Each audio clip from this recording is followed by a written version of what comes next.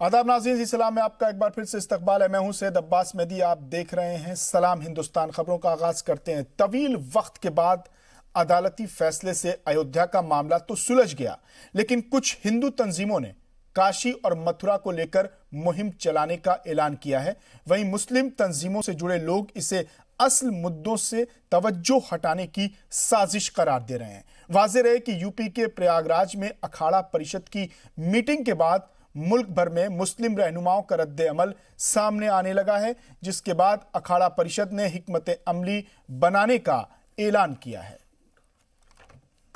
देश का वो सेकुलर हिंदू जो देश की अखंडता और एकता में यकीन रखता है, जब वो कोर्ट के फैसले को पढ़ेगा और कोर्ट के फैसले में ये देखेगा कि सुप्रीम कोर्ट ने कहा है कि मंदिर तोड़कर मस्जिद नहीं बनी, ये वो विवाद है जो इन्होंने 70 साल पहले खड़ा किया था कि साहब मंदिर तोड़कर मस्जिद बनाई गई है, और इसी पर पूरी अपनी सियासत की बुनियाद रखी, इसी को लेकर जो है आगे बढ़े, और इसी को लेकर इन्होंने बाबरी मस्जिद को तोड़ा। लेकिन कोर्ट ने चारों बातों को नकारा। इन्होंने कहा था रामलला प्रकट हो गए, कोर्ट ने उसको भी नकार दिया। इन्होंने कहा था कि वहाँ नमाज नहीं हुई कभी, कोर्ट ने ये कहा कि 1949 तक वहाँ नमाज होती रही। 92 में बाबरी मस्जिद गैर कानूनी तोड़ी गई। तो ये सारी बातें जब एक सेकुलर हिंदू जो हिंदू मुस्लिम एकता में यकीन रखता है, देश को बनाने की बात करता है, वो कहीं ना कहीं उसके दिल को कचोका लगेगा कि ये एक नया विवाद ये जन्म दे रहे हैं। देखिए, काशी और मथुरा का इशू उठाने का कोई सवाल ही पैदा नहीं होता है। उसकी वजह दो है। पहली बात तो यह है कि मथुरा में एक इंटरनल एग्रीमेंट हो चुका है वहाँ के ईदगाह की कमेटी का और वहाँ के जो उसके मंदिर के जो लोग थे उन सब के दरमियान में एक माहिदा हो गया था, और उसके हिसाब से एक एग्रीमेंट होके वो सेटल हो गया था इशू। उसके अलावा 1991 में जब PV नरसिम्हा राव जो है प्रधानमंत्री थे, एक कानून बना था हमारे यहाँ, और वो कानून में ये बात कही गई थी कि 15 अगस्त 1947 को जिस इबादतगाह की, चाहे वो ईदगाह हो, मस्जिद हो, गुरुद्वारा हो, मंदिर हो या चर्च हो, उनकी जो पोजीशन 15 अगस्त 1947 को थी वो अला हाल ही बाकी होगी, इसमें कोई अल्ट्रेशन नहीं होगा। ये दोनों को अगर आप सामने रखेंगे तो इन दोनों की वजह से पहली बात तो ये कि लीगली इसके सिलसिले में किसी किस्म की मूवमेंट खड़ा करना जो है वो सही नहीं होगा।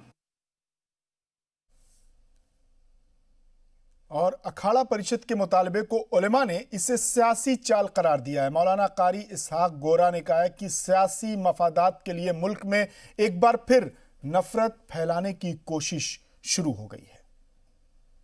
ये सरासर एक सियासत है जो धर्म के नाम पर नफरत फैलाने की। अब हमारा मुल्क, आपको मालूम है कि नौकरियां यहाँ पर नहीं रहीं, तो इनसे, इस सरकार से जो भी कोई सवाल करता है तो अखाड़े की शक्ल में हो या फिर वैसे, ये धर्म का जायका चटा देते हैं, जिससे कि लोगों को कोई सवाल करने की जो एक भावना है वो बंद हो जाए और लोग जो है धर्म के मारे एक दूसरे में नफरत पैदा करने लगे। ये एक बहुत बड़ी राजनीतिक है, इसको हमें समझने की ज़रूरत है, और मैं समझता हूँ कि हमें संविधान पर पूरा हक है कि हम उस पर यकीन करें, और हमें संविधान पर ही चलने की ज़रूरत है, और हम संविधान को मानते आए हैं।